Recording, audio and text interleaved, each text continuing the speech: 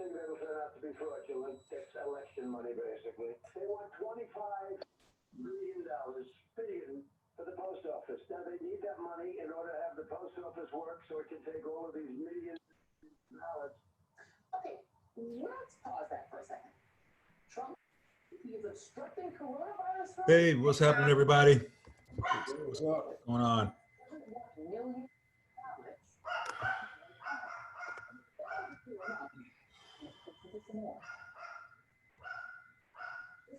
What's going on, man? Ain't nothing much. Same old, same old.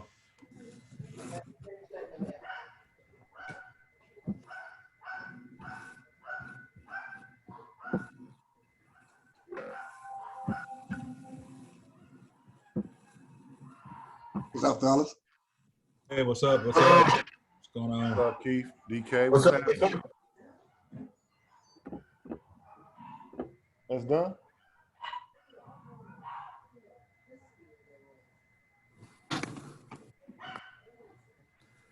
Keep it going.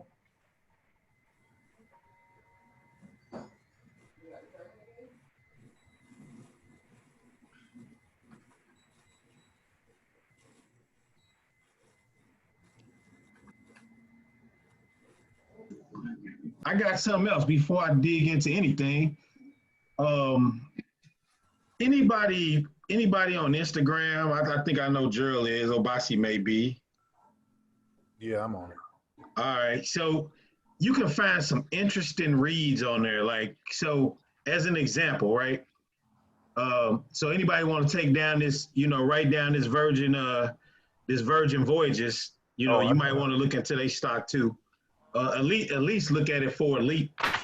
Take that down. But this right here, this destination right here is that Bimini Island. But you'll see that once you go on the website. Right here, anybody go to these options. So this is called Option Trade King. It's like Instagram, right? So it is Instagram. It's not like Instagram. And so you have people posting stuff just like you post stuff on Instagram. Mm-hmm. They have tons and tons of Instagram option trading sites where people go and post stuff, whether it's like snapshots of the screen. And since I don't subscribe to Instagram, it'll kick me off and tell me to log in. So, but you might want to just these little tidbits. So this is called Option Trade King. They got another one. And so as an example, you'll have stuff on here like what somebody did. Now this guy right here, where I'm circling, this guy basically got 30 contracts in something. JP Morgan actually. So he's got 30 contracts in JP Morgan. It's just interesting to see, right? Like what other people's minds are, like what other investors are doing and trading, and what other people got to say about the market. This guy right here, I guess he invested $37,000 this past week. I guess he's up $8,000. I'm not sure. He don't go into what he trading in, but if you on Instagram and you click on that, he may have some comments in there, right? Yeah. It won't let me get into it because I don't have Instagram. Stuff like this make me want to sign into it, but I haven't thus far, but I may end up eventually stepping over. So, and all I do, right, when I go search for these, and these are just good, interesting reads, like right before you go to bed, you just want to see what, be nosy. So this day, and I owe Gerald this conversation. So this whole swing trading thing, they have swing trading Instagram post. This guy right here, he's an option. This is probably one of the most popular ones. And they post stuff on here. Like I said, it's pretty much just some interesting stuff. A good place to just go, spend some time if you're at work on your lunch break or on an airplane or whatever. Just go in there. They got chat rooms. They got all this stuff up here. Testimonials. Trade setups. Name of that one. Scroll down on that one. Let me get the name of that one. Option Trading with Steve.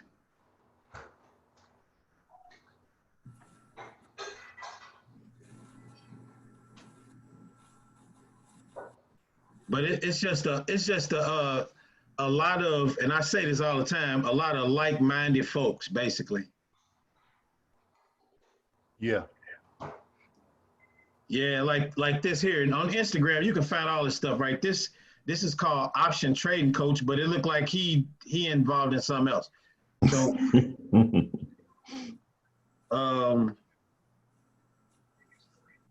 yeah, but those two or three, you go on there and it's tons of information in there, like what upcoming things they say are gonna take off.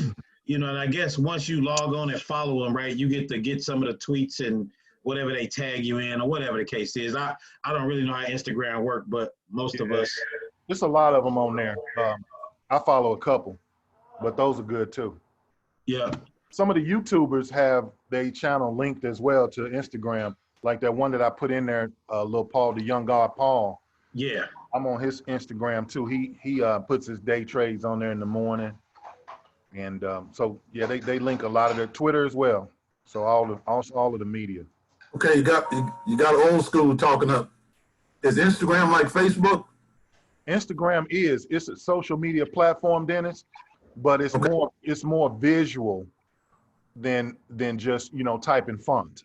Or videos or whatever. Right. It's still pictures, videos, Okay. business pages, etc. People have businesses linked on there as well. Gotcha. Okay. And Dennis, you have Facebook, right? Yeah, I'm on Facebook. Yeah. Okay, so it's kind of just like that. Okay. But it's a lot of good stuff on there. Like you'll see people you'll see people posting some of their winning trades on there and what they invest in and all that good stuff. It's just another good source of, go read it, see what other people are doing, like-minded folks. Right. I told so I want to give you all an example, right, of just some of the things that I think I'm gonna start doing, right? So at the end of this month, I'm gonna post every trade that I made from the week of 8/7. Every trade that I made from the week of 8/7 till the week ending in 8/28. So in the next 2 weeks, I'm gonna have it in a Word document form. So it'll probably I'm gonna show it on the screen here, but then I'll email it out to everybody after that. Just if you can find value in that, maybe you can, maybe you can't. I wanna share with you just bottom line stuff that I do on a regular basis. Like I do this every day. Like I don't miss a day. It's just like praying for me. I do it every day. So I go on this top one, the top stocks to own. I do this every day. All right. So crap. That. All right. So what I do is I go to this top stocks to own, right? And so everybody should be familiar with bar chart. Yeah. Shouldn't be foreign to you. All right. So I'll go on here, right? And I started this out early on when I started trading because I didn't have a lot of capital. And so I would go here. I was trying to find any value I could, right? Whether I knew what the company did or not, I knew that if I can find something valuable, then if I go read about it, I can make myself familiar with the company. So when I didn't have a lot of cash, I would come here and I would look and say, okay, these prices, and I would go, okay, this is a $6 stock. At first I didn't understand what this is, but I do now, so I'm gonna skip that. But I would see something like, this stock right here, for example. And I would read about him and I would read about him and I would read about him. And so I found value in the pages. So today I was just skimming through here and I came across, where is it? I think it's down here in the page a little bit.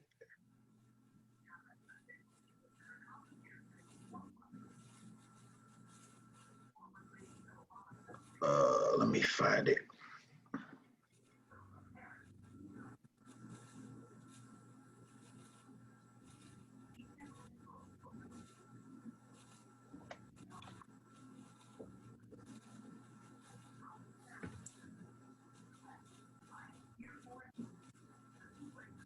And you notice Apple is on this top stocks to own list as well. Everybody ready? Everybody ready for that? Yeah, we got some questions pertaining to that later in the meeting. Okay. All right. So I came down here, right? So some of these biosolutions companies, right? I used to read about them all the time. This was part of my journey through the woods, right? On my way to absolutely nowhere. But what I would do is I would emerge myself into stuff that, you know, I probably could have just picked up from talking to anybody on the street. But what happened is I came across this biosolution company, and I noticed that it was trading over $100, right? And typically when they trade over $100, there's some value in the company, right? So I was like, well, let me go take a look at it. And so just from me skimming the chart, right? Obviously I'm not going to go in all of these, but some of these will spark my interest. So I go and I type this in.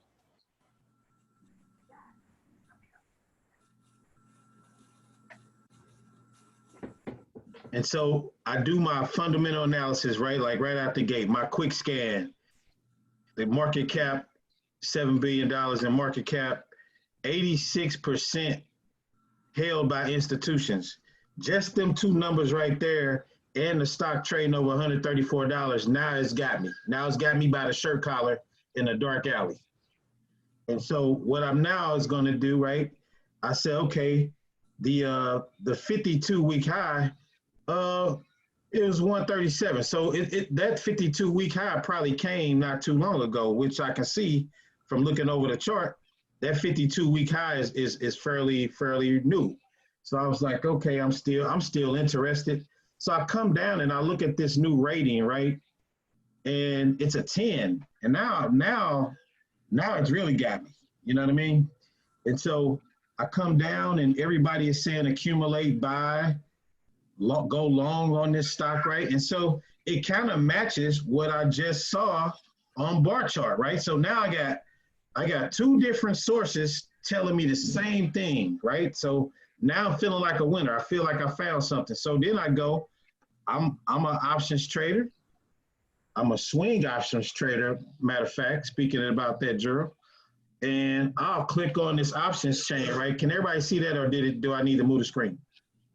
Move the screen. It hadn't opened up yet. We see you just clicked on it. Okay, all right.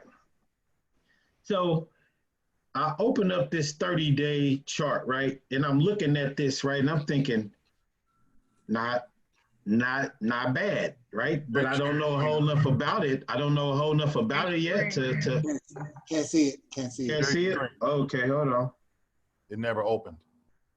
All right, there you go. Can you see it now? Yes, sir. Yes, sir. There we go. So I open this up, right? And this is not something that I'm just so giddy about. I'm just gonna hit the button tomorrow. But what it does do is it let me know that scanning that bar chart every day will throw you a bone. That's what this tells me. Mm-hmm. I still got to go read about the company. I still got to go do my due diligence, right? But what it allowed me to do was continue to have faith in my scrubbing of list. So I will go to bar chart every day because it'll throw me something every day. There's some value in doing your due diligence every day, right? So I look at this and I go, hey, what is this company, right? So obviously when I get off the call tonight, I'll dive in because I just looked at this like 30 minutes before the call. So I just want to show you all the value in going in and looking at bar chart, right? You don't need me for that, right? You can go and do just what I did, right? And I'll bag up and show you. And if I open up the 127-day, right, I'm thinking, okay, I guess it's not enough volume yet for them to have weeklies, but there's something about this screen that I'm seeing that makes sense. And there's a whole heck of a lot of sense in what is being said on this screen. Because 86% of college endowments and financial institutions also found value in this. This smart score gave this company a 10, the highest you can give them. everybody's saying accumulate, buy it. The street. Now everybody know the street, right? That's Jim Cramer. I Yeah, don't know if you all knew that, but anything that says the street, that's our good old buddy Jim Cramer. But I just want to show you that there's value in scrubbing those lists. There's values in those screeners. Gerald sent out a video of a young guy putting together a screener right in front of you, right on the Thinkorswim platform. That was pretty easy to follow. You know what I mean? It was just pretty good, straight to the point. But once you get to the filter, right, you still got to do your fundamental analysis, stick to your guns, stick to what you know, and make a wise investment choice. That's it. And I just wanted to show everybody that there's value in that bar chart. And all I did was, right, I just simply clicked on it, and all I simply did was down here, under trading signals, I just went to top stocks to own. And I really did it today. I wasn't really looking for what I found, but I really went to see if Tesla was on this list and Apple was on this list. Now, I didn't see Tesla on the list, but I do see Apple on the list, and we all know that Apple's about to do that 4-to-1 split. So if you got any money that's coming due on the 21st, you may want to hold off a little bit of that on the side so that you can at least get you 100 shares. If not, just get something, right? If you can't get a full 100, right, just get some. Get whatever you can afford to get for Apple. But I just wanted to make sure it was on the list. And when I scrolled down and saw it, I just jotted that down too, like it's on the list. So I'll pull 4 or 5 resources, and if they all saying the same thing, then it makes sense to me. Like I'm not gonna outsmart 4 different sources. I got my own hunch, and then I know from doing my homework that it's pretty accurate. It's a pretty good, safe thing to go do. So Doug, real quick with the Apple strategy, what's the play you think? The play is to get in some shares before the split, and if so, what happens? Like, let's say you do a leap before the split. Will it be 4-to-1? Once it splits, will you have 4 leaps, or how would that work? Well, the leaps, you'll have 4 leaps, but they'll be cut in the price will be cut in force. Correct. Yes. Okay. Yeah. So now there's some strategies that's out there. What strategy options are you considering with that? Just a simple play and get some stocks, or what? What I was gonna do, so I don't have to carry the financial burden of carrying 100 shares, right, was probably go do a leap with Apple and with Tesla. So I'm gonna pull it up now.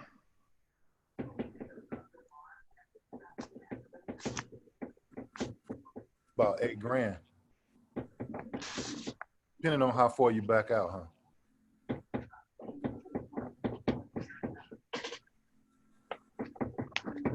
All right.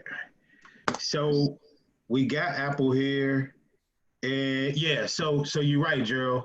The further on the leap, so I'm gonna say this one more time.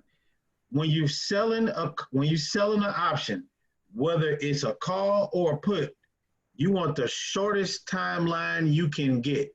That's your weekly or your bi-weekly, right? You don't want to sell a call option for the same way you'll purchase a leap. Okay. Because you need what you're selling to expire soon. Like, you don't want to carry that risk all the way to the finish line. You want to if you sell a call option or sell a put option, either or, you want to keep that shortest timeline possible. If you are buying a call option or buying a put option, you want the longest distance you can afford. Never made that distinction. If you buying it, I want the longest time I can get. The longest time I can afford is what I want. So as an example, G, to answer your question, they letting you go out here 764 days on Apple. Long time. To buy it. $9,000. So what'll happen is If today was the 29th, hold on. If today was the 29th, G, that option right there that I'm showing you right now will cost you $2,267. Because they're gonna take the 9,070 and cut it 4 ways. Correct. So once you see this, because the stock will also be 470, it'll show you the new price that will be, say, 115, 116, whatever. But my play would be to get in before the split. You can either do it before the split, or you can do it after the split. You can do it either way.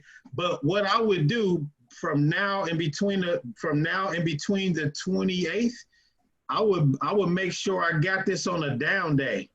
I wouldn't get it on an up day, because as soon as you buy it and it goes down $10 tomorrow, then you already $10 out the good. So I don't ever buy a leap on the day that it went up either. I only buy a leap. I buy a leap on the day that it done went down $10. Then I'll get the leap right there. And then if it goes back up $10 before, the next week, I'm already on the winning side. Yeah. Because right now, if you buy it and it comes down tomorrow, you're already on the losing side. Right. I'm in the red. You're in the red already. So what you want to do is, on the down day, go in and grab your leap, and then just let it do what it do. Because then any movement above that down day is a positive for you in cash. Yeah. Yeah.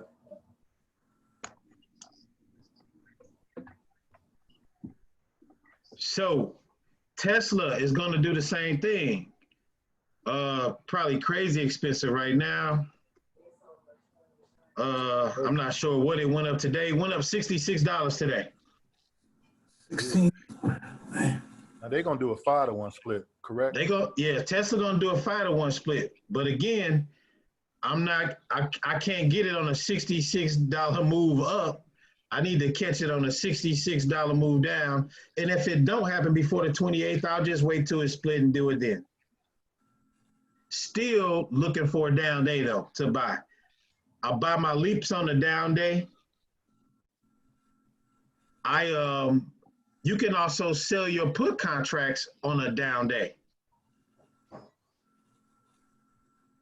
because you can do a lot. A down day, you can do a lot with a down day, because you can if, as an example, if the stock is trading at 30 and it loses $5 in value, now you can go in and sell a put contract at, say, $20 and have some value where it wouldn't have been any value if it was at $30.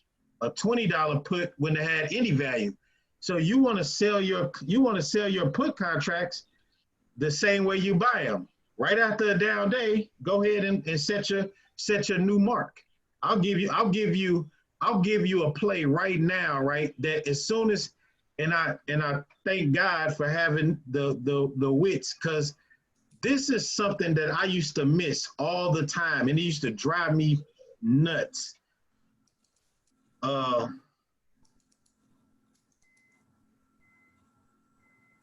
It drove me batty. All right, so I sent out a couple times the Dow, right? The 30 stocks that's in the Dow, Cisco, and I keep mine printed off in front of me. I keep this in my little notebook. It's just a copy of the 30 Dow stocks, and I also keep a copy of also keep a printed copy. There's several pages here of the S&P 500. I keep those, so when I run across stocks, right, I see if they're on this list, and if they're not on this list, I'm hesitant to invest, because if the S&P don't want you and they want 500 companies and yours can't fit, I kind of don't want you to fit on my list either. You know what I mean?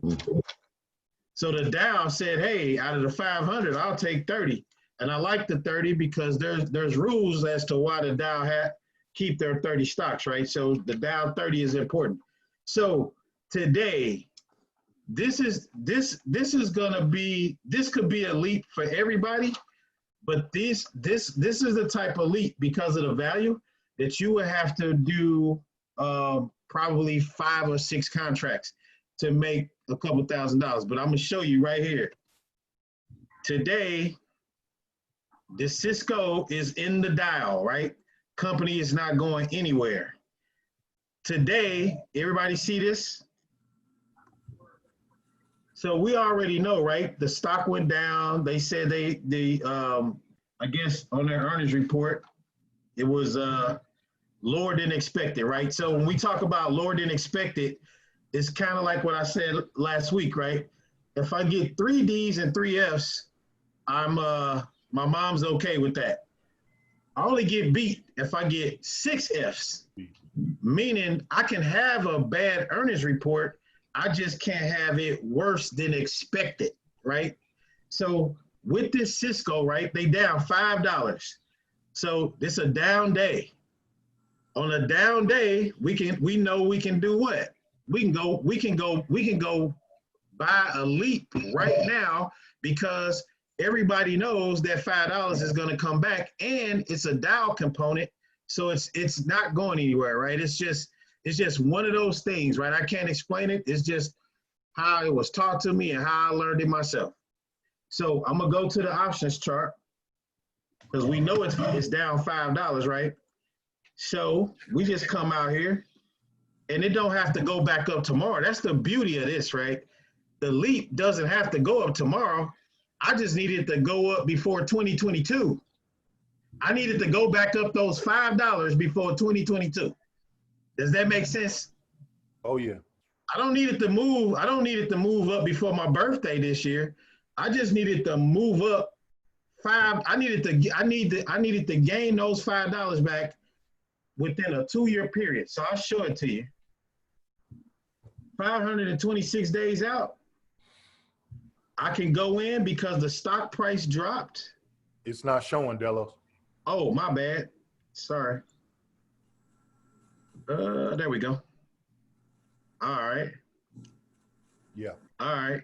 So like right now, and they haven't even, I guess this needs to be readjusted because they still at the 45 strike. But you can come in here right now, 526 days from now, and all you want to do is just say, hey, I'll buy, 9 of those, because all I want the stock to do is give me my $5 back that it lost today, 2 years from now. I don't need it to move tomorrow. I don't need it to move a year from now. I got 2 years for that $5 that you just saw on the screen to come back. By a show of hands, who don't think that this stock gonna move $5 in the north, move $5 back to where it was in 526 days? I used to miss this. This was like a no-brainer. As soon as I saw this morning, I already knew what I was gonna do. And the good thing about it, right, is a lot of people, and you can go look this up on the web too, a lot of people buy leaps on Friday. I don't know why, but it's like leap for sale or something. You see a lot of leap volume happen on Friday. And I really like a Friday on a down day. If it go down again tomorrow, so what I did, somebody say something? Is it because of the weekend effect? It may be. And what I'm gonna do with this, right, this Cisco, I'm gonna set an alert. Does everybody know what she just spoke of? I didn't hear. Everybody just hear the question when she said something about the weekend effect, Carmisha? Repeat it. So the weekend effect is, right, when the stock is moving down on a Friday, there's like an 80% chance that it's gonna continue to move down on Monday. If the stock is moving in a downward direction on Friday, there's a strong possibility that the momentum will carry into Friday. They call it the weekend effect. I just set up an alert for me to catch this stock. If it moves back up $1, my shares will my system will automatically purchase the 42.5 leap, 8 of them. but I'm only letting them get $1 of that back. Cause I know that $5 is gonna, I mean, I'm 526 days away. I'm just looking for a $5 adjustment. So talk about how you did that. You set up your system. That's like a trail stop to buy. A trailing purchase. A trailing purchase. Okay. Yeah. Okay. And what you can do is you can set it up, but it's so kind of off the wall, G. I ain't want to take up anybody's time with trying to set it up. We can research that on our own. Yeah. But yeah, you can set it up to buy automatically. Some people don't trust the system enough to do that. I know I didn't in the Misha, you raising your hand? She did. So I want to move on to so we talked about Tesla, we talked about Apple. I want to touch on, so Obasi, are you still on? Yeah, I'm here. Hey, I know you've been working with Uncle Gerald and Aunt Jeanette, man. Are you and I know that Carmisha has probably got you on advanced trading level right now, but are you doing okay? Yeah, I'm doing good. I took doing good, slow and steady? Supposedly. I took my first gamble and played myself because I stayed in bed. I learned my lesson. So I paid for that. So you didn't lose money, you just didn't make none because you were asleep. I did that twice, back to back. But we're gonna talk about setting your alarm clock in the next meeting. I learned my lesson already. Don't even worry. All right. Well, all right. So I was meaning to ask you that last week, but I think your mom was on. So I know Jeanette and Gerald got you on the straight and narrow, and Carmisha have you. You'll be doing sweeps and covered collards in a minute. That's the goal. We're gonna get there. Yeah. So Billy, with the American Airlines, did you are you putting your trades out there? Yeah, I've been going out. I'm into next week on American right now. Okay. I've been going out ahead, getting a little bit of premium, and I was able to get I think I got an 18.5 for next week. Okay. All right. And Billy, so I know that it was kind of discouraging there, what was it, 3 weeks ago, but just keep chopping at that tree, man. Cause like, just think about this, Billy, like you just collected money, right? So some months are going to be better than others, but then you kind of know once you get what was, it got put to you, if I remember right, was it $18? Yeah, 18.5. 18.5, yeah. Mm-hmm. And it'll be back. But what I'm asking you, Billy, is watch for any of that vaccine, any of that vaccine news coming out, because it'll spike on you and kind of handcuff you there. But I'm glad to see you putting it out there. And so, do you feel comfortable doing it that way until it comes back? Yeah. I put I put play out there too. I think play I got at 18. Okay, and play is going to move again. I think from looking at the chart and the RSI, play may be back into $18 next week. Yeah, that's what I was thinking. The way it's been moving. Yeah, it doesn't, because it went down, but it just set a new level, it set a higher low. And so I'm like, well, that's the resistance that it needed. And I'm like, it's gonna be up. So next week, you say you got play out there for next week too? Yep. All right, cool. So let's talk about the elephant in the room. So, and I know I talked to Tony, but everybody saw what I just typed up there. Now now that we all got our money back, who all playing this? Who all playing this like they should have in the beginning? Who all playing this like they've been trained? Yeah. Or who playing this like like they just lucked up on a Macy's that was being looted, but can't nobody, all the police just got called off to work.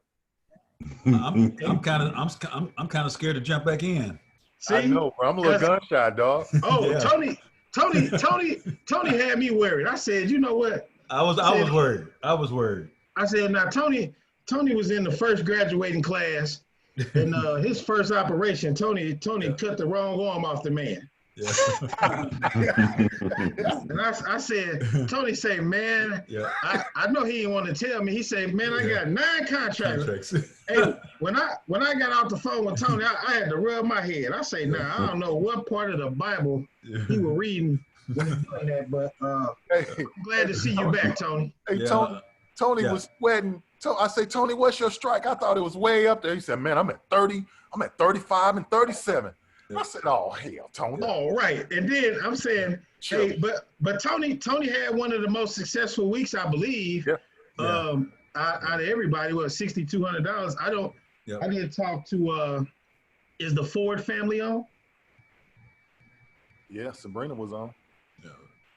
Is she on mute? Yeah, we here. Mm-hmm. All right. Well, hey, if you don't mind, Sabrina, are you doing okay, Sabrina? Brian? Sabrina? Oh, she let you with the laptop? Yeah. I'm in the kitchen cooking. Oh man. Yeah, I mean, we're good. We're just kind of quiet. Obviously we're sitting on the Nicola side. We're still trying to wait for it to come back. So we're just on the I just rolled it over because I didn't let it get put to me. So I've just been doing a rolling trade. Okay, so Sabrina, I'm glad you said that. Now on the rolling trade, are you buying it back or they just letting you roll it? They let me roll it and I just get the credit for the difference. So does everybody hear that? She doesn't have to buy it back. She can just roll it back. I'm confused. I thought for you to do a roll, you had to buy out that week and then it'll. They automatically do the buy sell, so you get the difference between the bid ask, and that's as a credit in the form of a credit. So it doesn't actually come physically out of my leverage. So it just credits automatically the difference between the bid ask for the following week or the week after. So that's good to know. That's good information because I would tell you this. 2 years ago on TD Ameritrade platform, I had never seen that roll button. It was just buy and sell. The roll, I think Charles Schwab might have brought that roll button to the table, but that's another thing that's coming. Oh, speaking of Charles Schwab, I don't know. Well, I'm pretty sure Mia Cormisha may call. I know Jeanette will make a call and let me see. Chuck may call, but Charles Schwab, y'all ever heard of the what they call them, the Charles Schwab slices? Yeah, I've heard of slices. I didn't know if it was on Charles Schwab or somewhere, but yeah. Yeah, Like, it's on Charles Schwab. That's that's pretty interesting. So I'm looking forward to see what changes come. I don't know when they're gonna come. I do know that I read that the sale was kind of final. So I think the TD Ameritrade name may be changing altogether. It may just be Charles Schwab altogether, but that is coming to a laptop near you soon, a name change, I would imagine. Jeanette, I try to write stuff down, y'all, so I can ramble till 10 o'clock tonight, but Jeanette wanted to talk about, it's a commodity and it's gold. I know Chuck bought some gold chains from Northwest Plaza. I'm not sure if they're worth anything, but I think Chuck wearing one of them, man. It doesn't change colors on them. Chuck like gold chain. Chuck, you bought some gold teeth, didn't you? Yeah. From the funeral home, didn't you? Funeral home. Yeah, Chuck bought some gold teeth from the funeral home. It melted down. Yeah. All right. So, so I'm not a real big commodities trader, but I do know enough to kind of see you down the right path. This symbol right here is the biggest gold trader, this Barrick Gold Corporation. They kind of like one of the biggest mining companies out there. So when I They do pay a dividend, and there's a, believe it or not, there's 68% of financial institution in here, and I don't think that they've traded like the volume. I'm not sure why the volume is the volume in trading gold is low, and so I don't know what two things are that I don't know what they with commodities. There's a few things that work together, right? And don't quote me on this, and don't even listen, but I think it's if oil is down and something else is down, then gold kind of goes up a little bit or whatever. So I don't know a whole lot about it, but I do want to say this. It is a good long play. Like if you kind of wanted to offset your portfolio, it's a good safe. I think it's a good safe play. But this is the biggest mining company that they have. This Barrick Gold, and it's basically just the gold symbol. This is the one that you'll see on MSNBC. A lot of people, there is this class too. I don't know if you all got this. Hold on. No, it was this. Okay.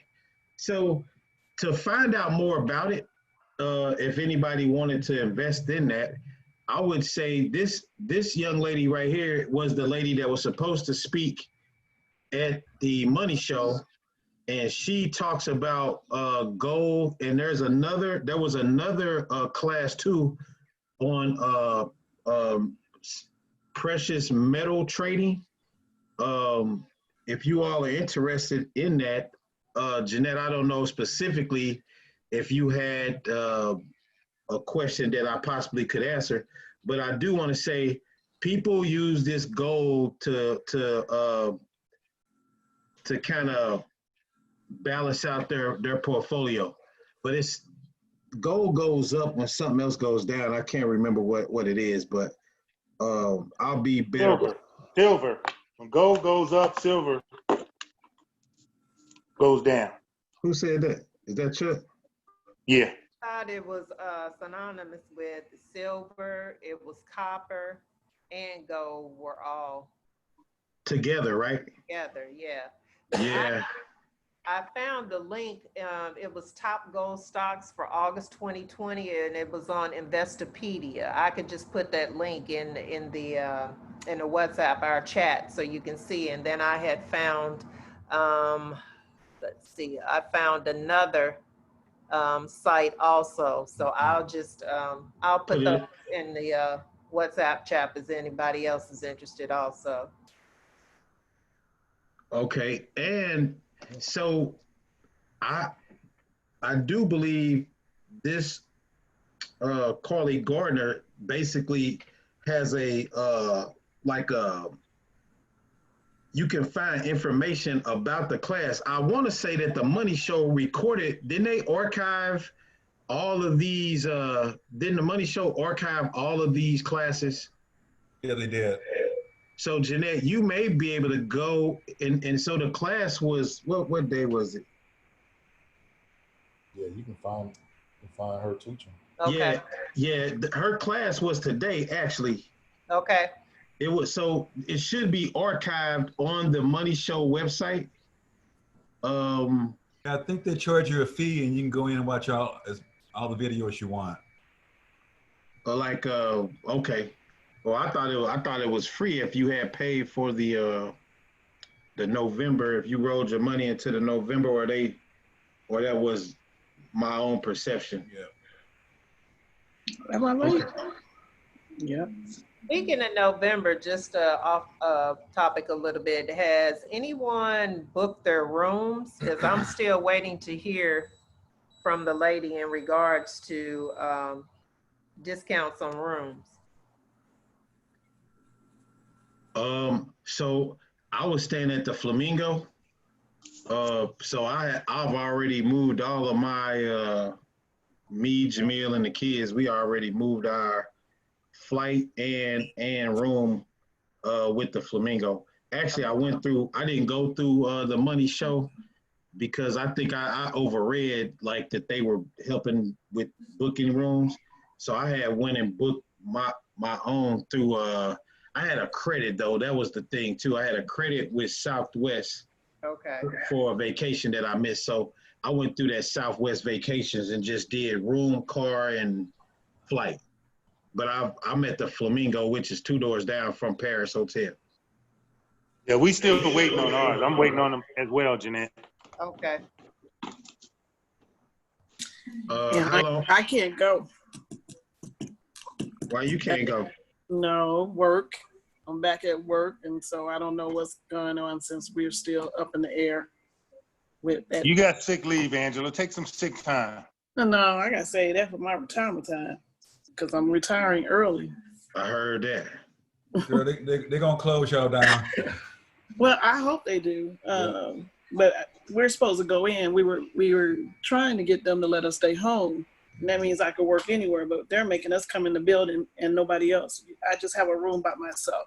I have an office. And that's it. That's why. If you got an office, then it kind of exempts. Mm-hmm. Yeah. Does anybody have anything in particular they want to talk about? Is anything happening with anybody accounts that they, haven't seen or seen for the first time and need to discuss? I have I did want to say, who's that? I did want to say, you were talking about the pharmacy industry. I wanted to talk and tell you that in INO, I was reading in the news that they were talking about having a vaccine ready in like November. It was in either INO or it was with the AZN and the Oxford University when they were talking about November having the vaccine, and also in or early December that they would be shipping the vaccine out. And then what was that, Chuck, again? You said ANO? No, AZN. AZN. Okay, I'm writing it down.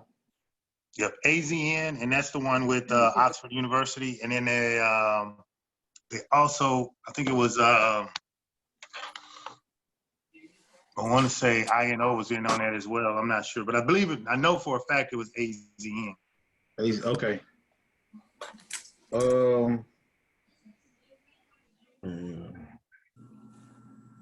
Sure. So, yeah, I'll look at that tonight too, Chuck, and see what I can drum up on them. And I'm hoping NKLA ends up at least over 46 tomorrow, because I'll have me a $1,600 a day. Yeah, back to that. Where'd it go? Because I meant to talk about that, but did anybody? I'm about to shut the screen down. Hold on, let me do it again. Does anybody have any leaps in the cola right now? Yeah. Yes. Yeah. Nope. I need one, but I need to buy one. I was hoping to go down so I could buy some more. Yeah. Because if you get a down day, Angela, that'd be perfect. Yeah, because they took mine. It was on the Carl side, and they bought it. Oh, you had your shares taken? Yeah. Did you profit? Yeah, Okay, but not where I wanted to. Not where you want to, yeah. Nope. As long as you profited, because you can always level set and reset. So like right now, I wish I had a snapshot of where these leaps were when we all first started talking about Nicola. And so I was like, I could have swore, wasn't these like, Gerald, didn't you have one? Who was the first one to get a leap in this Nicola? Well, I know I had a leap at 30 in Nicola, and then it might have been Keith. No, I never had a leap on the Chuck was in pretty early. Yeah, a lot of people had them, but it looked like the prices done went up a little bit, but We got a 35 and a 40. Oh wow. Yeah, I got a 50. It ain't came up yet, but it's coming. Gerald, you got a 35 and a 40? Yes, sir. There you go. Hey, that 35 gonna be fat, boy. Gerald did not want to say that on this call. He was Well, so that's hesitant. that's Jeanette. That's Jeanette's play with her when she rolled in that IRA. Gerald did not want to say that. He don't want nobody to ask him for no cash. Matter of fact, him and Jeanette tomorrow, they done made some cash. They going to get them a shakaroni. Shakaroni tomorrow over there. Shakaroni pizza. Shakaroni pizza. We messing with it, man. We're gonna let that thing run. Yeah, man, but that's woo. Hey, and what's crazy about it, right? So everybody know that they got those orders for those dump trucks. Right. Yeah. If one of those dump trucks hit the street, it's a wrap. This gonna take off like you, and that's because that was everybody's doubt about Trevor Milton, was the fact that, hey, produce something, quit talking. It's time. No, but if he get with Hyundai, that's gonna be something else too. Yeah, man, this whole electric car industry is getting oh wow, yeah, it's getting squirrely, man. Yeah. Let me see. I did something here I wanted to show everybody. Into voting site. All right, so Gerald, you want to briefly tell everybody how your meeting with TD Ameritrade went? You say it's a 30-minute. You can call in and set it for 30 minutes or an hour. Wow. We usually give you about 45 minutes or so, depending on how busy they are. About 45 minutes. Okay. Yeah. It was real good, man. We really just chopped it up about what I'm doing. So you just kind of set the narrative when you talk to the guy. Okay. And kind of direct them, because there's so much on that platform. If I'm talking about the TD Ameritrade main platform, but I wanted a deeper dive on analysts, analyzing and scanners and things of that nature. So he just goes. So you was on the platform. You didn't do Thinkorswim, huh? Yeah, I did Thinkorswim on the computer platform. Okay. So the can kind of go over your account and any questions you might have. Yeah, he's able to screen share. Okay.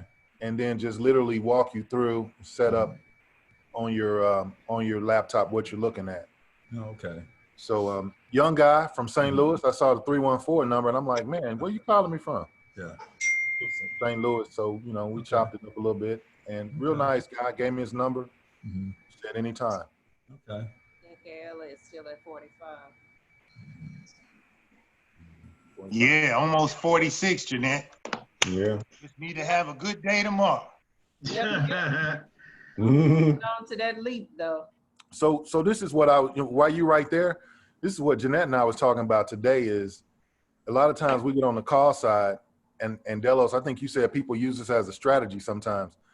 I'm happy being right there on the front line on the call side, because if we don't get executed tomorrow, I can't really find premiums that I'm gonna have peace of mind with on the put side, that I will have the peace of mind with coming back on the call side, right there on the line of fire, trading right there where it's at, and grab $200+ at the 45 strike. Yep, and let it go. And just be happy and ain't gotta watch it, whether it get me at Friday or not. I'm Gucci. I'm good. But if I'm going on the put side, now I've got to be conscious to fall back. I'm not going to be getting no 230. So this was the strategy. Like, I'm like, Jeanette, I don't care. I'll take it. I'll take my capital back. But if I barely miss it tomorrow, hey. Yeah. Did you try it yet? Did I try to what? Did that strategy that you just spoke of? No, because Jeanette was thinking about running up on Nikola today, saying with that strategy, saying I should go get a 45 strike right now. I can get $200, and I say you can, and just say if I get put to, I get put to. If not, I don't. Yeah, and then you ain't got to worry about it, right? It takes some of the. And you only can do that because you've been trading, right? So you feel comfortable with what's going on. Right. You got a clear enough understanding of what's at risk, what you're doing. You know what the numbers mean. You know what the company, you know what the message is from the company. You're not afraid. Like when you, in the beginning, you and Jeanette would have stayed in play. If it wasn't explained, if you had to read a book, you and Jeanette would still be at play at a $9 strike. I'd still be on the sideline on the paper trade side. But it's like, it's not hard when you know something, right? It's only difficult when you don't know it. But when you know what you're doing, you can, like I said, I just try to share the menu, and you can pick off the menu whatever you want. There's no right or wrong. So that's why I don't give, like, you know, I'm just now like 5 months into this, I'm just now saying, hey, here's what I do here's my month of work. You know, I don't, because I don't want to sway opinions, because you can't grow. You only can grow if I just let you grow. Like, if you about to do something wrong, I'm going to answer your phone call, absolutely, and go, you might want to think about it this way, but I don't want to, I'm not a dictator. Like, I'm just sharing information. We all sharing information, and that's how we all grow. Like, I love what everybody brings to the table. Angela, Chuck, you know, Gerald, Jeanette, everybody, Obasi, everybody, because we all got different opinions and how we think about certain things, which is good. That's what we need. Hey, Delos, and I want to talk to you with my trade. I appreciate you helping me out, because, you know, I had in my head, you know, puts and calls, you know, so I was going to put that stuff back on the call side. And I'm glad I called you, and you said, hey, you own them outright, you know, sell them outright. So that's what I did. That's what I did. But, you know, I'm thinking calls and puts and stuff. But yeah, after talking to you, and I'm like, yeah, right. You know, I own them outright. You know, I can just sell them outright, get my money back and stuff. So, you know, that's another thing. Yeah. Yeah, because like if you in a situation, especially like you staring a $6,200 profit in the mouth, go ahead and take that and reset yourself. Like, just reset yourself back. You know, maybe because and part of that too, Tony, was that was just too many contracts, right? So now having 9 contracts is a good thing. Having 9 contracts of the same company, probably not where I would have been comfortable myself. But that's why I said, hey, Tony, since you called me, this is how I think it should be handled. And then go back and level set, you know, buy a couple leaps. That way, because buying those leaps, right, really. I was just worried with Nicholas, since it's a new company and everything. Like, say, if it was Microsoft or Roku or something, it would have been different. You know, I wouldn't have been sweating it with Microsoft or Roku or somebody or Boeing. Right. Yeah. But saying that it's a new company, and if this man don't come out with a truck, that could be disastrous for the stock market, for the investors anyway. But it's good when you can understand, like, you can see the learning progression, like, that everybody's got from day one till now. It's pretty impressive. Like, to hear you all like ask questions and say stuff like what you're doing. Like, it's like, man, because it took me a long time, but I didn't have a so-called tutor. I ain't an expert, but somebody to just walk me through the screens and what stuff meant. Because you watch videos, and some of it is garbage, and some of it you know, is valuable. But took a while to get to this point. But you all are like impressive, because I look forward to Thursday, because I know I get to chop it up with you all. And like, everybody don't have the same financial obligations, but for those that know like what they're doing, like, obviously you all know what leaps are for. You don't have to take the whole financial burden of 100 shares. I can just buy a leap, and I'm gonna get the same result as if I had 100 shares. I just don't have that whole financial burden of buying the whole 100 shares, and you all know that, and that's cool. And then you all know how to use them, like, and like where to use them. Like that Cisco, right? When I showed you that was clearly, you know, take note. I'm buying it only because it was on a down day. And you know, you go down $5, I'm jumping in. You know what I mean? Because all I need you to do is move $5 back in the next 2 years, and I'm gaining. So it's just things like that, you know, before you wouldn't have paid no attention to none of this stuff, probably. I'm pretty sure, you know, people didn't even watch Channel 46 before March. You know what I mean? That was just a number on the number that you scan right through, like, meant nothing. But now it's like that's your channel. Like 46 is the channel. Like that's kind of like our notebook. Sports Center. Can everybody see the screen? Yeah. Yeah. So y'all see Nicole? Y'all see this Nicole over here? Uh-huh. Mm-hmm. All right. So what I wanted to do, since everybody has those leaps and some of us have a couple calls out there, is basically what I just asked, and Gerald, I'll explain why I couldn't find the call and put on this side over here. I'll tell you that in a minute. But basically what I said, what is the probability on 9/25 that Nicola will be above or below $45.97? All right. And on 9/25, they basically saying there's 64% chance that Nicola will be below $45.97 on September the 25th. It's saying below or above? Below. Below. So what I typically do though with that information is I just use it to be cautious. I don't use it to get scared. I use it to be cautious. So let me just see if I type in, let's see how far they think it's gonna go. So I'm gonna type in $43, just 43 even. Let's see what the numbers say now. 61% chance that it's gonna be below $43 by that same date. So let's see what they predicted. $40. So it's kind of leveling out right around the $40 mark, right?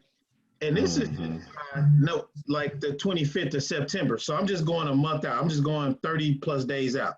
So basically, you can almost expect Nicola to be anywhere from 39 to 40 something bucks. That's kind of like where it's gonna probably be. But this is before, now understand what you're looking at. This is before any public sentiment. This is just based on past movement of the last 30 days, past movement, they give you this projection. But this is not public sentiment. This is not, hey, you know, they roll one of them damn trucks out the garage somewhere, wherever they, you know, gonna build them. I think the plant, he said, is gonna be in Arizona somewhere. They gonna be breaking ground. So I don't know when the dump trucks are due, but I think they breaking ground this year on the actual facility where they're going to be building the truck. So I just use it to be cautious. I don't use it to stir me away. I don't use it to run away. I just use it to say, okay, you know, just use it as a ruler, basically, of where they thinking, you know, thinking it's gonna be. But is there anything else anybody want to talk about? Does anybody understand why they need to print off a copy of the S&P 500 or the 30 stocks that's in the Dow component?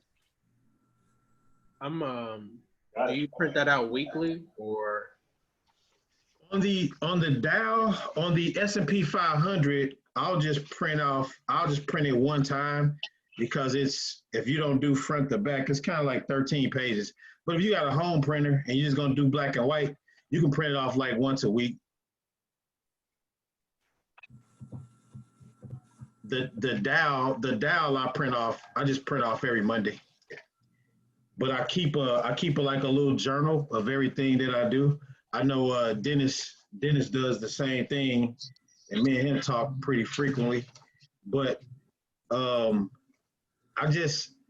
since I've been trading with you all, I just fell in love with all the travel and leisure stuff, right? So I'll just show you as an example. I don't know why I'm so head over heels with this company, but I had a question too when you get done with that. Okay. So wrong one.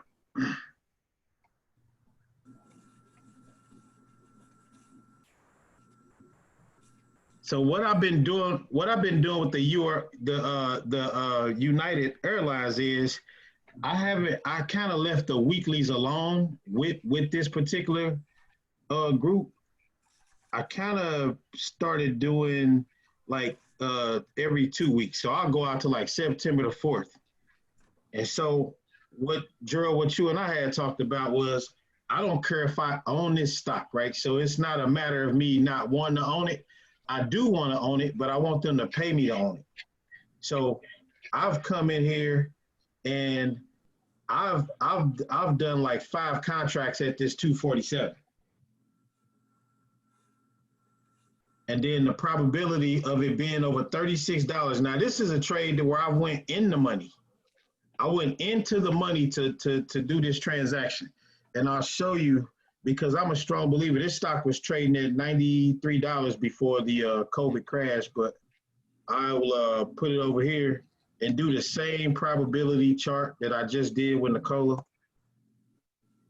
And so this is expiring on September the 4th, and I'm at a 36 strike. So what's the chances of those shares being put to me? At $36 and September the 4th, right here. So there's a 54% chance that the stock price will be below $36 on September the 4th, which I'm okay with because of the premium that I was able to collect. But you notice I couldn't find any value in the current week and the following week. So I went out into September to do it, and I don't really care because I wanted the stock. And then my monthly goal, I'm already 1/4 of what I really wanted my monthly goal to be anyway in this particular account, because I have multiple. So in this particular account, I wanted my monthly. If my monthly goal is $5,000, I'm 1/4 of the way there. The first week in September, I'm already 1/4 of my goal. But I just wanted to show everybody that how I use this tool. And Gerald, speaking of that, I know you had a question for me, so I'm gonna let you ask it right quick before you forget, because I want to ask you something about the training that you had with TD Ameritrade to see if they had something that's just, if they have a probability calculator as well. I didn't specifically ask for that, but I thought I remembered you saying that TD Ameritrade had one, so I was searching around for that joint. I couldn't find it. They do. I don't know if it's got this whole graphic design. I know it has these. I've seen it with these numbers. I gotta find it. Yeah, they do have one. Yeah, they do. Yeah, I forgot what it's called. What I was going to bring up, Delos, the conversation you and I had, and ever since you and I talked last week, I've been trying to find it. This is you can choose to talk about this, or we can get together later. Pretty easy concept, just another club in the bag kind of thing, appetizer. That buy writing. The call writing. The buy right. And you were saying to do the buy right around the end of the week on a Friday, about 30 minutes before the market closed. It's a pretty easy concept. Like I said, I didn't know if you wanted to get into it, but man, I tried to find some, and I'm like, I can't find a scenario. So is it something that you've done, or I know you know people that specifically do that? Wait till the end of the trading week and find a scenario like that. And like I said, if you don't want to get into it now, fine. But I wanted to bring it up. Hold on.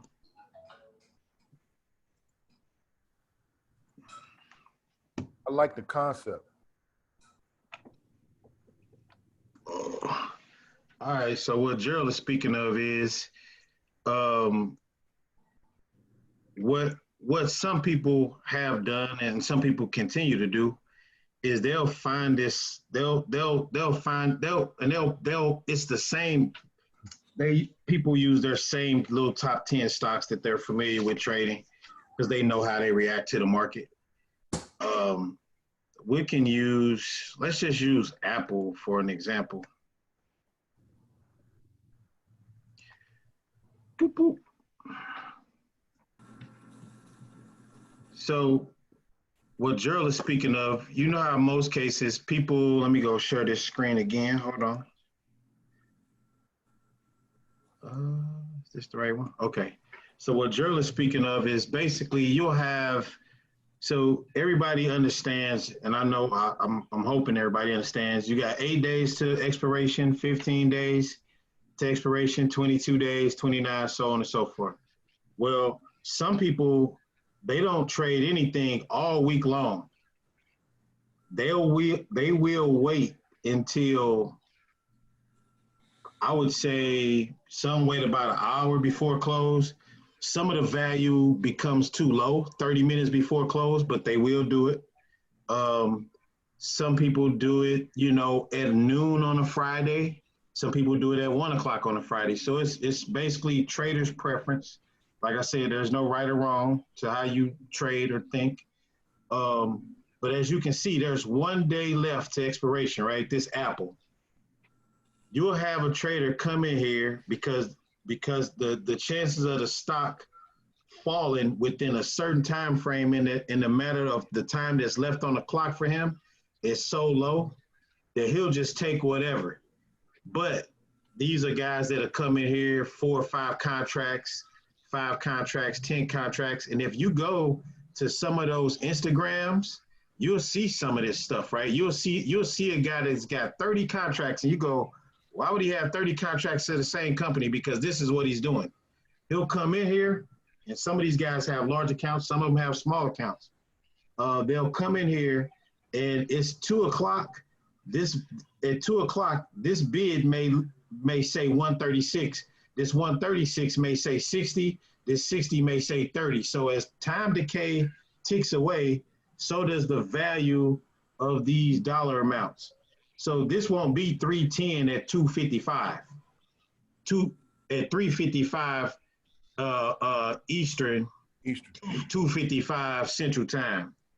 This will look more like this. These numbers are starting to descend.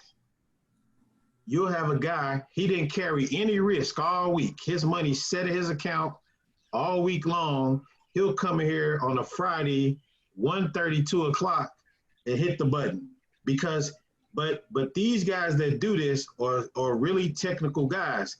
And the reason why he knows which direction it's going in is because he's done this.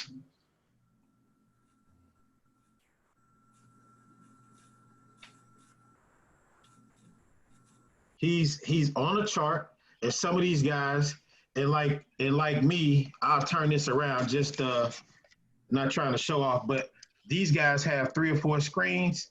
I have 3, but I have 1 that's not on this desk.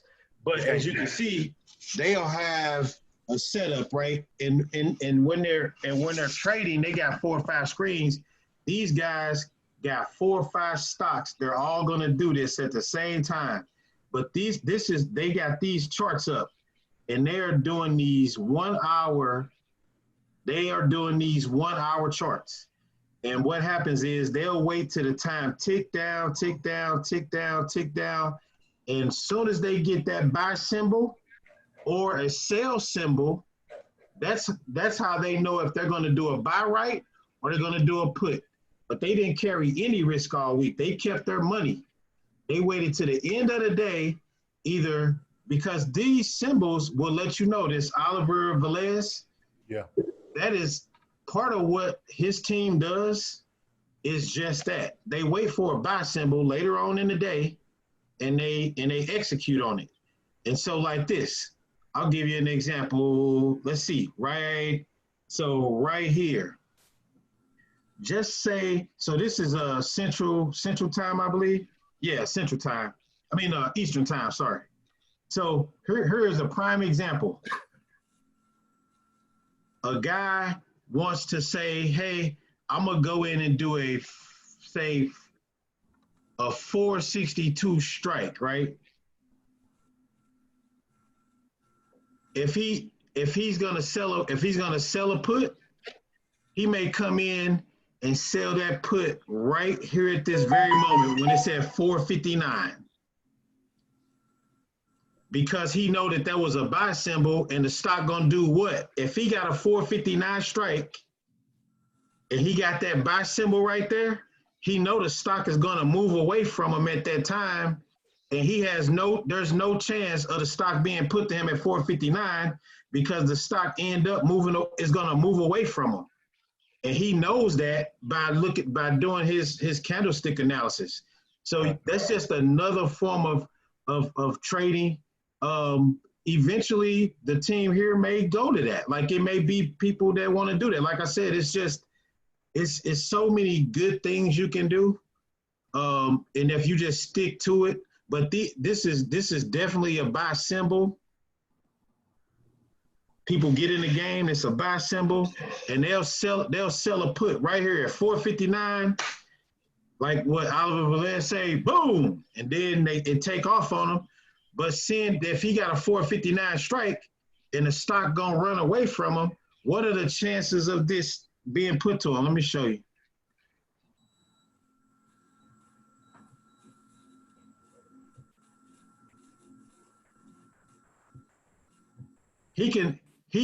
Him being at the 459 strike and saw that buy symbol, he can now hit this button right here and collect 310 and never had the stock put to him. The stock gonna run away from him. But he knows that these are it's an advanced thought process, but anybody can do it. But it does take thought. It does take you to know, That's the technical analysis stuff. Please have your technical analysis together. But that'll happen. Those guys see those buy symbols. A buy symbol on the chart means a sell symbol for him on an options chart. Yeah, but you and I talked about buy writing. Yeah. On the call side, and that's because you can buy right. You can buy right any day of the week though. Okay. This was a different strategy we talked about. I thought you was talking about that waiting to Friday. Yeah, I mixed them. That's what I did. I mixed the buy right strategy into waiting till the end of Friday. And then I was trying to make that fit. I'm like, man. Yeah, it's two different things. Two different strategies. Okay. Yeah, two different strategies. So a buy right is just simply skipping the whole put process altogether. A buy right is, I'm gonna wait for, okay, as an example, we'll use Cisco. And I'm only using Cisco, why? Because this right here. Perfect buy right scenario. The stock moved down, and I'm gonna go out 8 days. The premiums is not a whole lot, but I'm just using this as an example. A buy right is the stock moved down $5. I'm gonna give them market value for it, but I'm gonna get a market value for it, but I'm going straight to the cost side right here or right here with it. Does everybody just, can you understand what I just did? You outright bought it. I'm bad, like Tony, he sold his stock outright. He just wanted to collect his money, right? So he didn't do a call option or a put option. He owned the stock outright. At the end of the week, it expired worthless. He had the shares. He just went because he was at a $6,200 profit. He wants to go out and level set and maybe take some of the contracts off the table, seeing that he had 9 contracts. So as an example, we wait for a down day. We can just go flat straight to the market, buy the stock, and go straight into one of these weeks. We don't have to pick the very next week. We can pick this week. We can take them and go straight to the market with them, or we can do the same day. I mean, the premiums for Cisco is not that great, so you ain't gonna have a lot of oohs and ahs when you see this. But let me do something else. Let me do this, because this is on my list for and I keep an index card. I walk around with this in my pocket so I don't forget. But this is everything that I'm gonna do on August 28th. So I'll research, and these are things that like I'll do. Like I write it down because I'll forget what I saw. but I write it down that way I got it, but I keep this on me all, with my wallet basically. Send me a picture of that for my birthday. I need that. I got you. All right. So Jeanette had put this on my mind, I would say, shoot, probably a month and a half ago. I think a lot of us probably missed this, but Ulta Beauty is a giant of a company when it comes to beauty products and makeup and all kind of women, women hair products and makeup and eyelashes and all that good stuff. And so, is it gonna change for me? Nope, it done went stale. These little pages sometime a time out on you. Gotta go back here. But I found this to be pretty impressive. But I got this. This wasn't my idea. This came from Jeanette. I never was into Ulta Beauty until now. Now I'm a big fan. All right, so can everybody see this screen? Everybody see that? Mm-hmm. Okay. Yeah. So, all right. So, on my card here, I have the play that I'm going to make, and I just told everybody this was for August 28th, right? On August 28th, I am going to do a call right on this stock. I'm just going to buy the shares and go put them right there. I'm going to buy the shares and I'm going to put them right here. Bloop, bloop. And I'm going to walk away from it. I'm not going to watch it. I'm not going to pray about it. I'm going to just leave it alone. This is a stock that Jeanette brought to the table. I wish I had the exact date, but it's on one of the videos. This is Ulta Beauty. Ulta Beauty was trading. Ulta Beauty was trading. Their high was 300 and hold on. I'm gonna pull. I got it right here. Come on.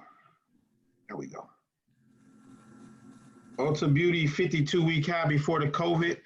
A lot of the stores too took a hit, kind of like Macy's and some of the Five Below, some of the other ones.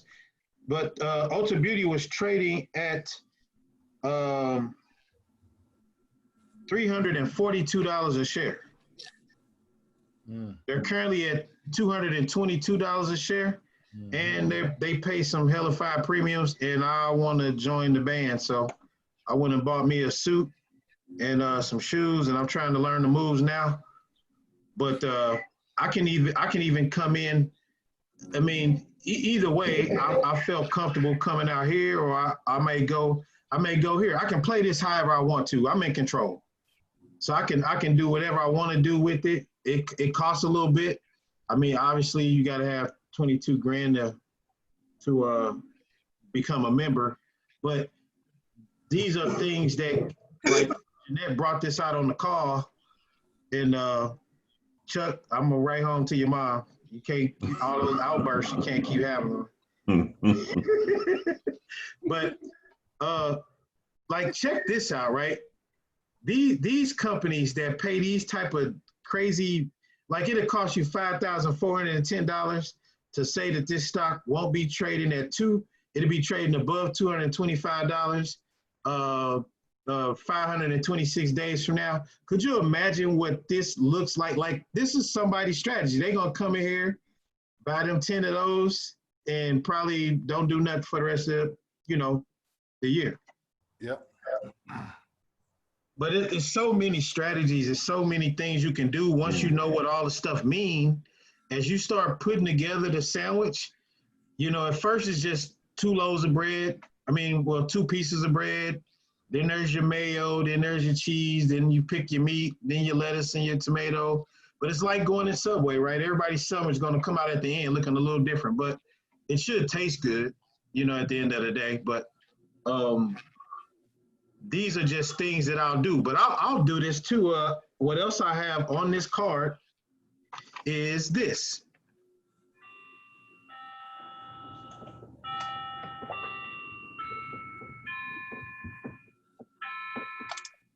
And I think I just showed this, but I'm gonna show it again.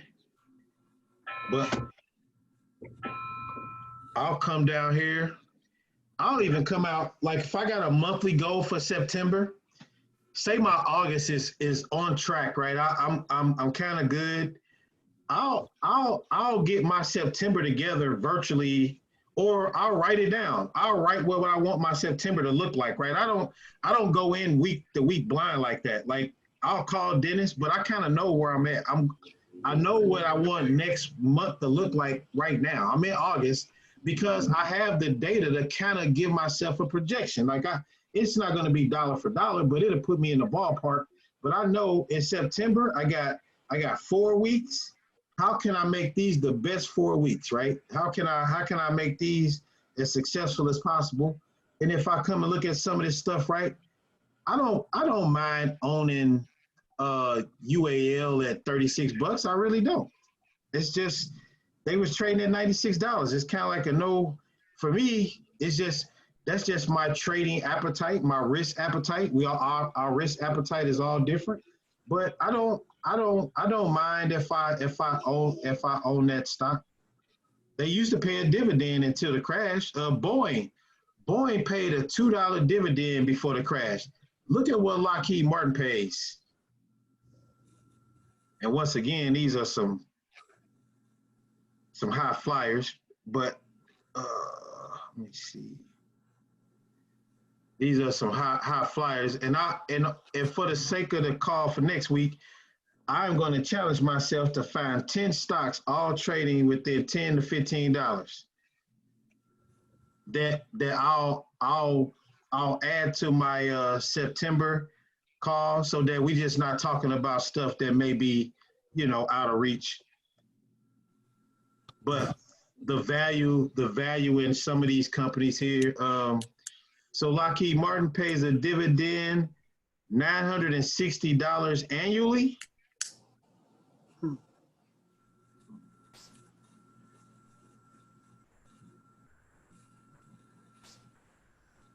They keep freezing. They pay $2.40 a share 4 times a year.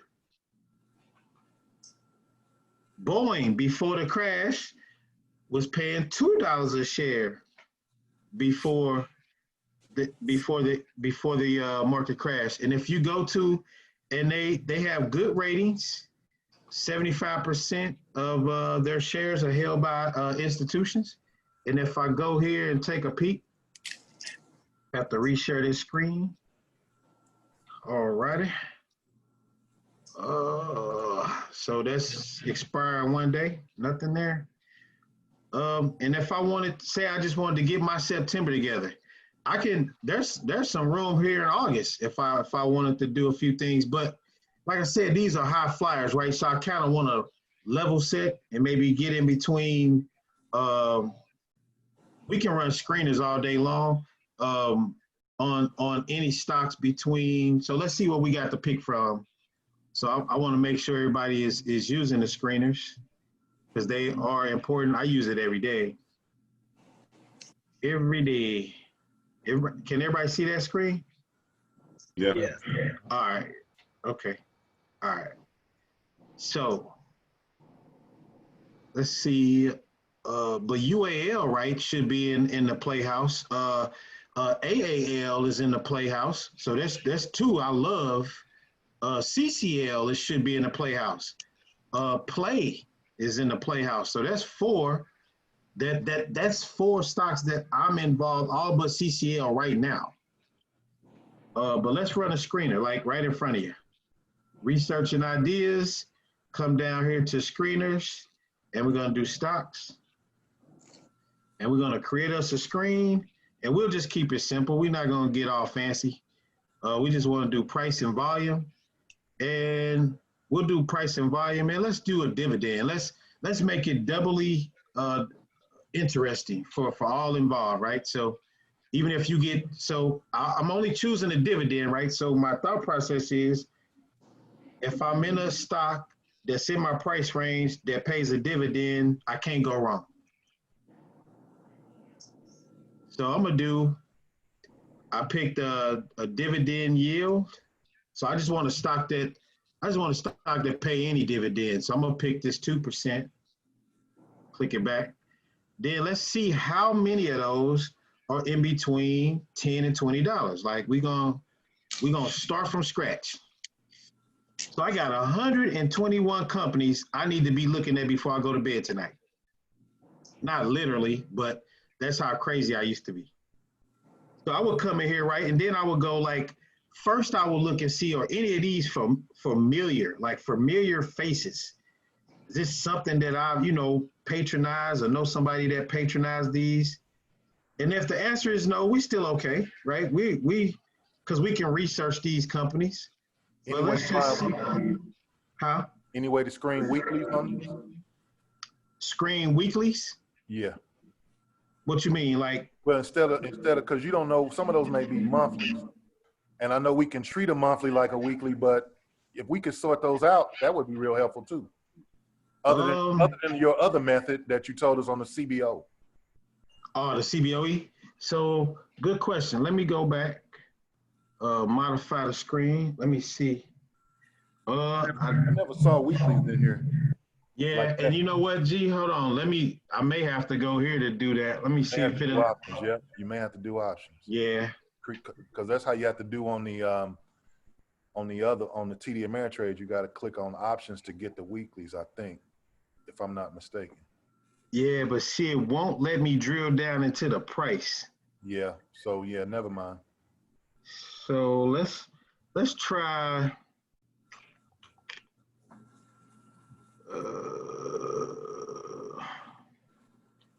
I don't mean to slow your roll, man. You can go back over that, dog. Oh no, I just want to see like in the 4-store category what we got. Because what happens is we still can do this. Hold on, I think there's a way. So I think if you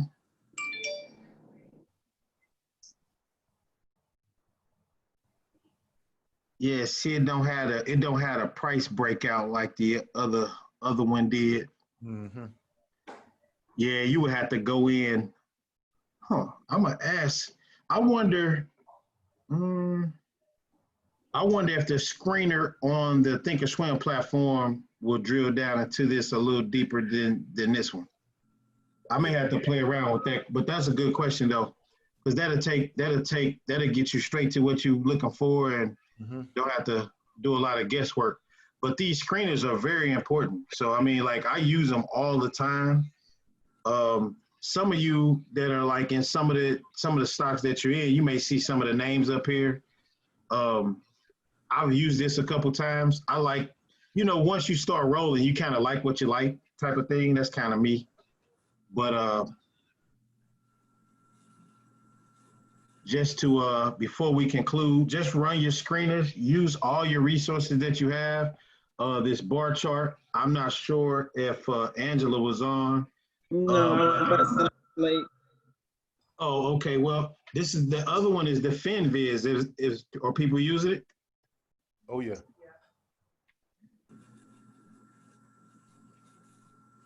So you also have FinViz, and so what I do with all these sites is I just compare data, just to make sure.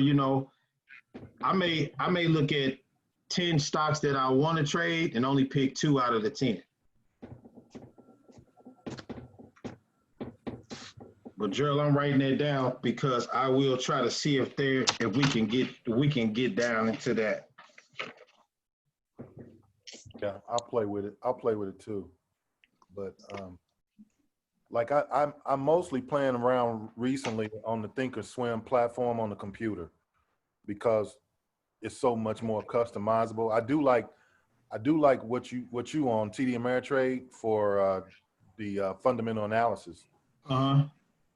Yeah, and so like before, I used to say people was a show off. The dude got 3 screens. What do you need with 3 screens? You kind of need 3 screens, like. Kind of do.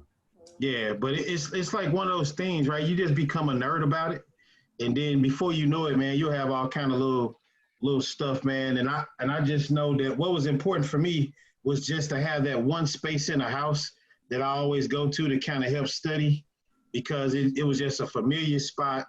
I can lay something down and come back and pick it up. Because when I was moving around the house, I would stuff stuff inside books and pages of stuff, and then part of being successful too is being organized. Yep. If you're not organized, because it'll show in your weekly results too, that because you hit the wrong button, or you thought you read something that you didn't read. So what was critical for me though was having that one spot in the house, and that was my trading spot. Like right now it's in my bedroom, but because I'm researching more than I probably have been in the last year and a half, only because I'm speaking to other individuals and I want to just make sure that I'm kind of prepared and talking about stuff that's got meat on the bones and not just randomly talking, but talking about stuff that you can use, not just random topics that somebody may see on TV. But Apple's coming up and Tesla's coming up, big opportunities for some leaps. Nicole is definitely in leap territory, and those leaps help out.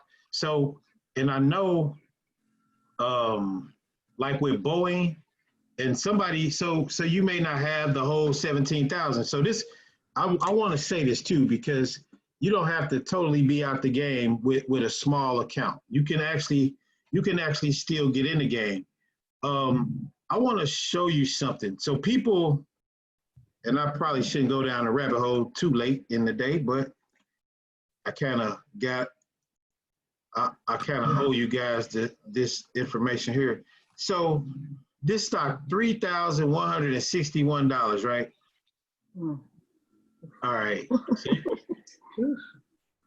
100 shares of that will cost you $316, $316,000 for one share, for 100 shares. Share your screen. Here I come, G. All right. All right, y'all see this? Yeah, there we go. Yeah. All right. So when I go up here and go all, I'm gonna change the range. So out the money, in the money, near the money. Everybody know what that is, right? On the put side, this is in the money. Out the money, these first two would be considered near the money. Yep. On the call side, this yellow is in the money. Out the money, first two here, we're considered near the money. So I'm gonna click all. I wanna see every possible thing I can see. All right, so the stock is crazy expensive, right? So you say, how could the little guy play around in this? Okay.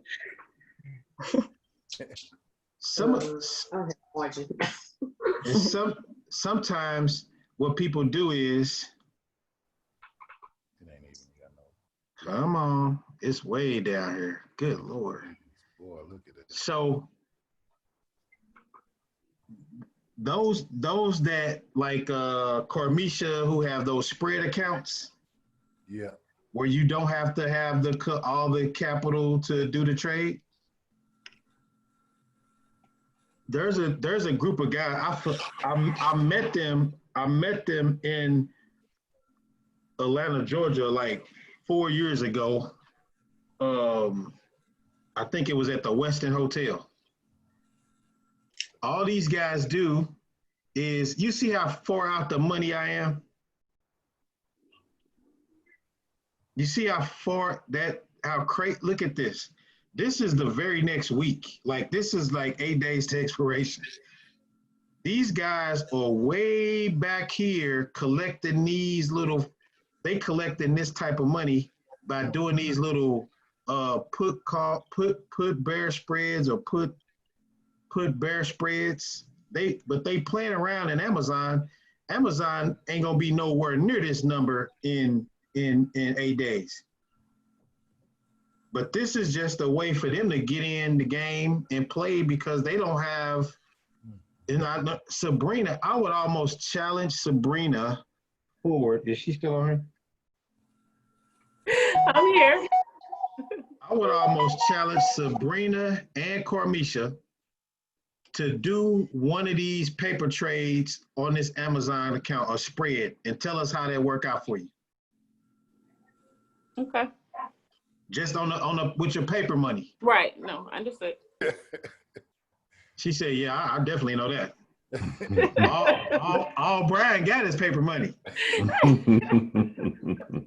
All his real money gone. Exactly. All right, so now we're gonna just pick this strike, right? I'm gonna pick this 2,900 strike.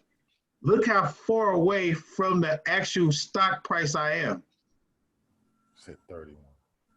I'm $260 away.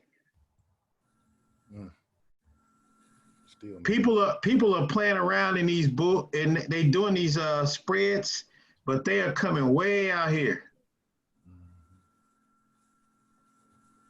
This is the middle of the ocean. This is the beach. They are safe from sharks. So what kind of money they got to come up doing those? On those spreads, I've never been a spread trader, so I would have to ask our experts on the phone, Sabrina and Kamisha, if they can speak to that. Kamisha's gone. Kamisha, yeah, she stepped away. Sabrina may be able to provide some guidance. I'm gonna have to play with it, honestly, because I've never worked with those type of numbers. So let me do that tonight, tomorrow, and I can share that on the WhatsApp. Yeah, I've never done them either. But the one thing I do know, it does allow the small player to come on board because you're doing what you normally do. Right, because we'll sit around and talk about Boeing and all these high flyers, right? You got to build the account up to that, but there's profit in doing those spreads. There's a lot of profit in doing those spreads, and you don't have to have all the capital as you would to buy the whole 100 shares. And that's why you have to learn basically coming in what a put is and what a call is, and that's kind of why we start there. So you do have the basic foundation of what the call and puts are, and then from there, there's so many things you can go do that you'll just gradually learn as we go through, talking. And hopefully Sabrina can share some good news using her paper trade account. And I suggest that if a lot of people, I know Chuck don't have time to use that paper money. Chuck got real money. Carlos, don't you have to have TD Ameritrade makes you have a margin account to do spreads, doesn't it? Yeah, and I know they do make you have a margin account to do spreads, and I know Carmisha got one. She does hers on Robinhood. On Robinhood, not TD Ameritrade. I think she may do a backdoor way on TD Ameritrade. I'm not sure. Yeah, but they'll let you do a spread with paper money on TD Ameritrade too, though. Correct. But I challenge once maybe Sabrina and Carmisha can team up maybe and show an example of a spread next week. I like it.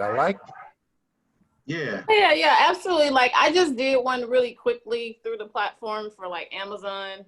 I did a vertical spread at what, 2,900. You're gonna net like what, $1,400 minus commission, so like $1,387. But the buying power affected on your leverage was only $8,600. So you don't have to come up with the 290,000, I guess, in that case. And I just did it with a 2,900 and a 2,890, so like a $10 strike price difference. You can make that larger or smaller, and that's based awesome. on what trading. And that's $1,400 that is not at risk of ever being caught. Right, and it's gonna only cost you $8,600 in leverage. So it'd be good, like, to kind of give her a segment next week and maybe just walk us through all of the buttons that she pushed, so we can visually have that versus. Yeah. Sure. I think that would benefit a lot of people too. No, I get it. I agree. So I just, like I said, I just really quickly went in at 29 and 2890. But yeah, you can change and play with those numbers, and that'll increase or decrease the amount that you will see in terms of. And what kind of money did you have to come up with? $8,600 is the buying power effect. When you do a spread, I have a question. When you do a spread, and I was looking at a chart, I think we went over it last week or the week before. So I tried a spread, and then it says, let me show you. And that was 10 contracts, by the way. So I could break that down to one. That would be like a tenth of that. So Right. What I do- don't know. I'm sorry, go ahead. That was just 10. When it goes, it gives me till the 14th is my Friday, but then when it says expiration, what is the expiration? Because the expiration is a different profit. What is expiration? So on Friday, I would profit, you know, this column, but then it says expiration. I thought the expiration was that Friday. Could anybody explain that? You see what I'm looking at? Yeah, what screen is that, Keith? This is, shit. You gave, I think, this is the option calculator, option chart calculator. Oh, on the TD Ameritrade? No, this actually on, let me try to pull it up. Let's see. Keith on the Weather Channel. Let's see. You see options profit calculator? Oh. Is that just like something off of Google? It is. Okay. I'm sorry. Yeah, okay. Yeah, and so what is it saying? Let me pull up my sheet. Let's see. Man, look at y'all using tools, man. What is going on? Checking it out. So that's kind of like your Fidelity deal? Yeah, that's kind of like the Fidelity deal. It's just a different version. Right. I'm sorry, what was I looking for?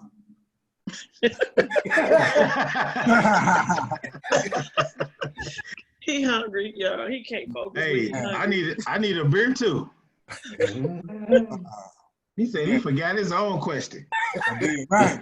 And then he apologized for it. I'm sorry. Right, I had to apologize.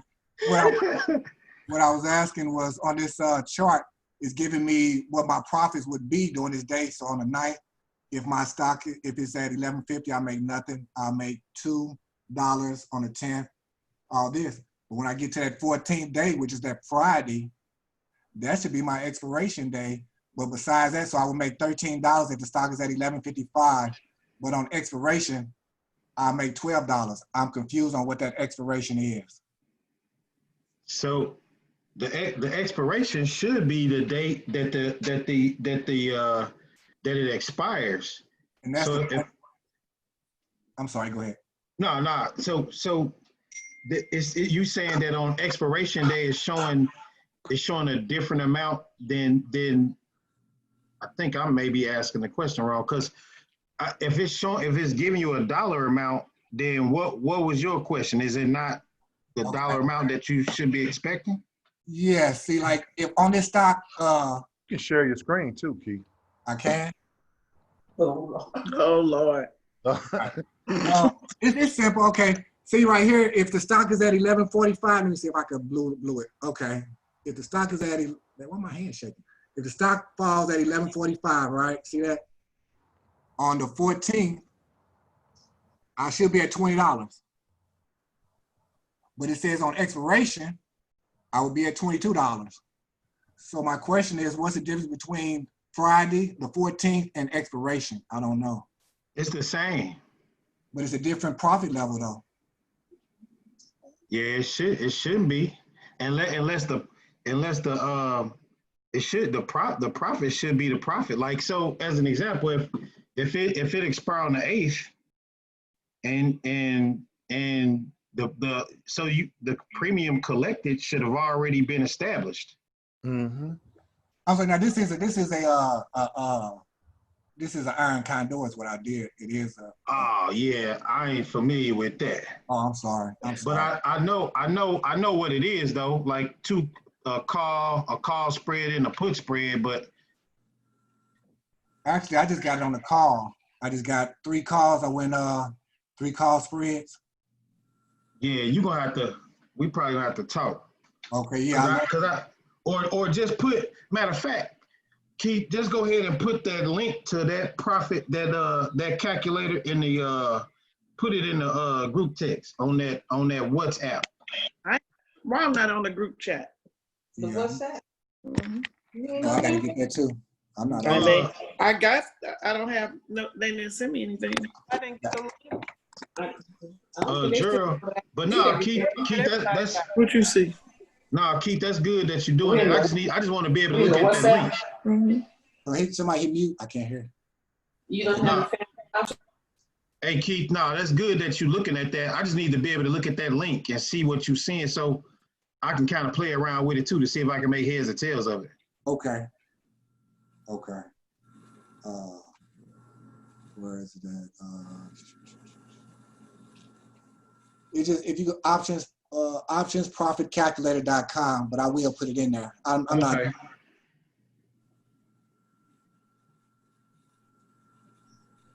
Okay.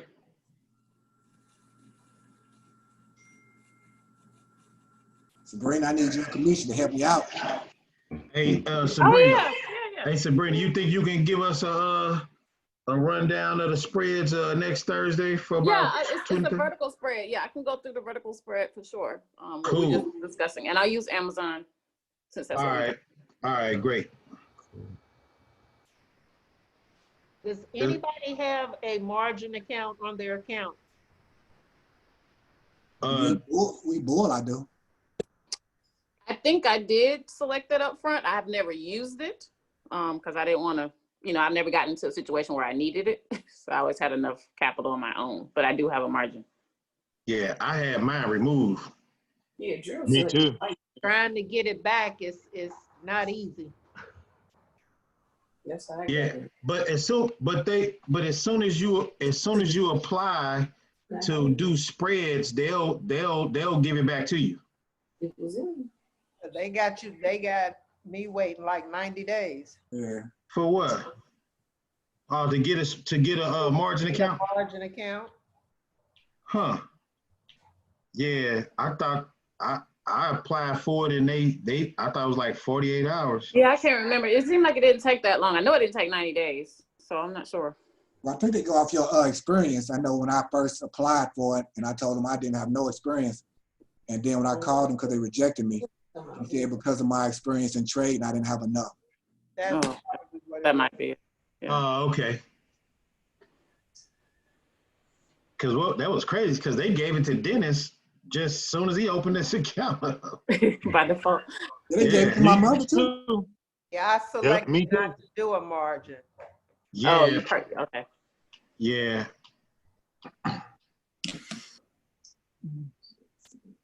So, does anybody have anything? I'm gonna have to step away. But Anjanette, can you make sure that Angela and Keith gets the WhatsApp, like how to log in? Yeah, so they can be on the. Yeah, because I have WhatsApp. You just need the I'm link. not in the group. Yeah, you just need the link. To get in the group. Right. Yeah. Gerald said he sent an email or a text with the link in it. That's right. Okay. It might get lost, deleted. Who knows what I know? Yeah, because I got the WhatsApp and He sent I can get WhatsApp. it's 6. Let me look at my mailbox. Go into it and say invite. You gotta answer the number, you can invite.